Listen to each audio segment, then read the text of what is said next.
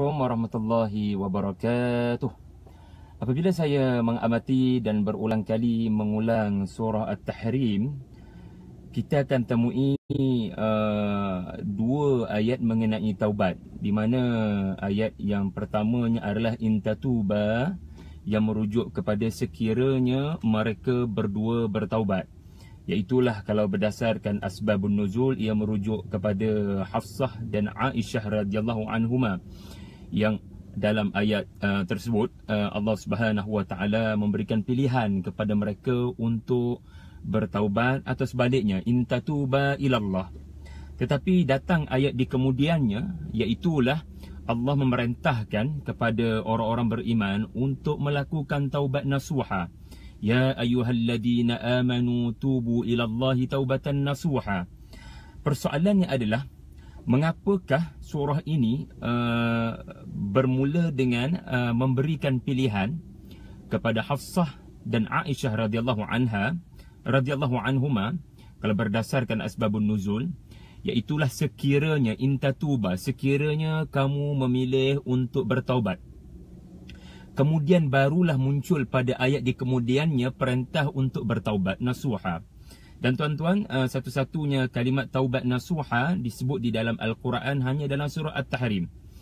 Lalu kita dapat memahami sesuatu yang indah di sini, bagaimanakah boleh taubat itu menjadi nasuha? Bagaimana untuk menjadikan taubat kita benar-benar nasuha? Nasuha dalam erti kata, taubat yang kita lafazkan itu benar-benar menjadi penasihat kita apabila kita mahu mengulang dosa yang sama. Apabila kita diuji dengan dosa yang sama, padahal kita pernah bertaubat dan beristighfar sebelumnya, lalu detik kita bertaubat dahulunya, air mata yang mungkin mengalir semasa kita melafazkan taubat sebelum itu, lafaz istighfar yang kita lafazkan dengan penuh keinsafan suatu ketika dahulu. So, taubat yang pernah kita lafazkan dahulu menyebabkan kita tidak jadi untuk mengulangi dosa maksiat tersebut.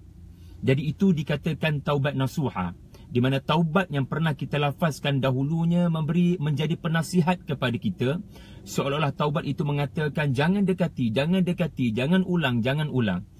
Satu perkara yang indah adalah surah ini juga berakhir dengan kisah Maryam alaihissalam. Dan kisah Maryam itu Allah Subhanahu wa taala menyebutnya Maryam binti Imran. Anda tidak temui kecuali dalam surah At-Tahrim Allah sebut Subhanahu wa taala menyebut Maryam binti Imran. Bila ditanya kepada Dr. Al-Syekh An-Nabulsi, apa hikmah Allah Taala sebut Maryam binti Imran dalam surah At-Tahrim, sedangkan di dalam surah-surah yang lain tidak disebut Maryam binti Imran, hatta dalam surah Ali Imran tidak disebut binti Imran. Maka Al-Syekh An-Nabulsi menyebut jangan ditanya soalan ini. Ia tidak memberikan faedah kepada kita kerana kita tidak diberitahu hikmahnya. Namun tidak boleh dinafikan para alim ulama yang lain menemui antara hikmah surah ini berakhir dengan cerita Maryam, dan sengaja Allah Subhanahu wa taala menyebut Maryam bukan sekadar Maryam tetapi binti Imran, kerana menggambarkan peranan Imran sebelum beliau pergi menemui Allah, pulang ke rahmatullah. Beliau telah berjaya untuk mendidik isterinya atau juga mendidik anaknya Maryam sekiranya dia hidup ketika Maryam masih lagi kecil, ataupun isterinya telah mendidik Maryam untuk belajar satu perkara tentang perubahan, iaitulah perubahan diri mesti bermula dari dalam, wahai anak. Jangan terlalu bergantung kepada luaran. Kerana Maryam alaihissalam adalah seorang wanita yang terbaik di dunia.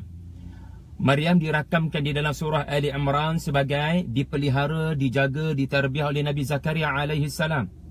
Tetapi Allah Subhanahu wa taala menyatakan Allah menjadikan Maryam ini wa ambataha nabatan hasana, di mana Allah menjadikan Maryam ini, ya benar, dia dipelihara, dia dibesarkan seperti benih yang dijaga, tetapi dia sendiri seperti nabatan hasana, seperti pohon, seperti benih, yang mana benih, ya benar, ada faktor cahaya matahari di atas sana, tetapi benih itu sendiri mesti berusaha dengan gigih dari dalam tanah.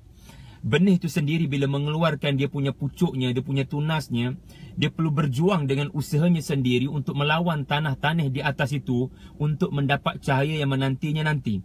So Maryam alaihissalam tidak bergantung kepada hanya kekuatan Nabi Zakaria yang menjadi mentornya. Maryam alaihissalam tidak hanya bergantung dan bertongkatkan nama baik keluarga Imran, tetapi Maryam itu sendiri memilih untuk melakukan perubahan. Sebab itu menakjubkan Allah Ta'ala dalam surah At-Tahrim mendahulukan ahsanat farjaha dan barulah wa nafakhna fih min ruhina, di mana Allah menyebut terlebih dahulu Maryam itu sendiri menyucikan maruahnya, menyucikan dirinya, kemudian barulah Allah meniupkan ruh ke dalam rahimnya.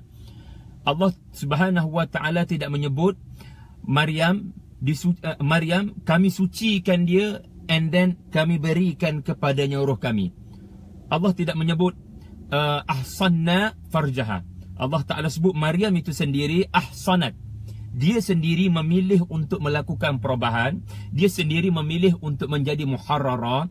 Dia sendiri memilih untuk menjadi qanitat, mu'minat, taibat. Seorang wanita yang qanitat, beribadah, yang sentiasa bertaubat. Kemudian barulah Allah Subhanahu wa Ta'ala memberikan kelebihan yang tidak pernah diduga, iaitulah meniupkan roh ke dalam rahim Maryam.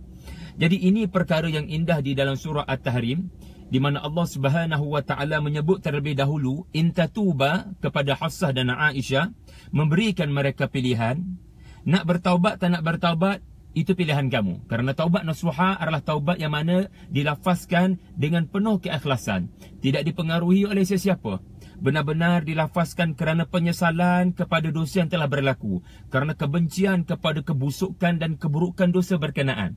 Kemudian barulah datang perintah Allah. Itu pun selepas Allah menerangkan tentang neraka Jahannam dan penjaga-penjaga neraka Jahannam, di mana taubat di dalam neraka tidak diterima. Allah beri senario terlebih dahulu, selepas Allah beri pilihan, and then terserah pada kamu nak bertaubat ke tidak. Tetapi menariknya surah At-Tahrim tidak merakamkan perintah Allah kepada dua orang isteri Rasulullah ini untuk bertaubat, tetapi ya ayyuhalladzina amanu. Ya ayyuhalladzina amanu artinya kita semua yang Allah perintahkan taubat nasuha. Kenapa?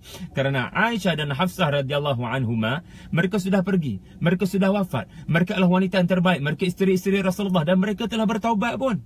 So Allah tidak merakamkan perintah Allah kepada mereka bertaubat kerana mereka sudah melakukan, tetapi Allah merakamkan sekiranya kamu berdua bertaubat, kerana pengajarannya adalah untuk bertaubat yang diterima Allah, seseorang mesti memahami bahawasanya ia mesti atas pilihan kita sendiri, tanpa dipengaruhi oleh sesiapa sahaja. Kerana itulah yang menyebabkan lahirnya wanita-wanita hebat seperti Maryam alaihissalam dan seperti isteri-isteri Nabi seperti Aisyah radhiyallahu anhuma dan Hafsah radhiyallahu anha.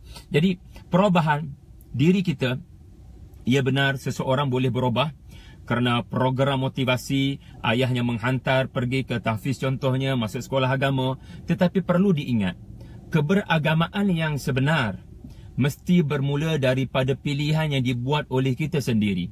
Anak-anak kita mesti dididik dengan dia mesti menentukan apa yang dia mahu jadi di masa hadapan.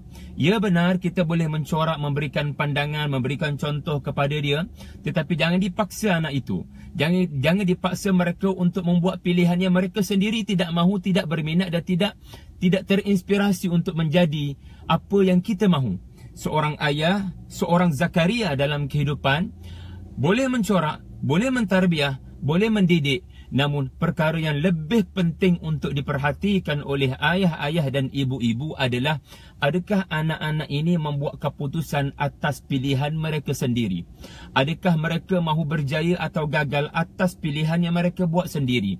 Kerana saya merasakan tidak sedikit daripada kawan-kawan kita yang beragama yang dapat menunaikan solat, yang bertudung, alhamdulillah, tetapi kita dapat lihat di sana, walaupun solat mereka terpelihara, walaupun mereka menutup aurat di luar sana, tetapi kelihatannya mereka tidak konsisten untuk berada di dalam keadaan sedemikian apabila khususnya Allah Ta'ala uji mereka dengan ujian-ujian tertentu. Berapa ramai kalangan anak-anak kepada orang-orang yang baik? Berapa ramai dari kalangan orang-orang yang dulu belajar di sekolah agama? Berapa ramai dari kalangan orang-orang dahulu yang belajar agama? Yang belajar di luar negara, di negara-negara yang mereka dapat bertemu dengan alim ulama, tetapi didapati mereka tidak konsisten, mereka tidak istiqamah untuk terus beragama seperti itu, seperti dahulunya. Kenapa ya?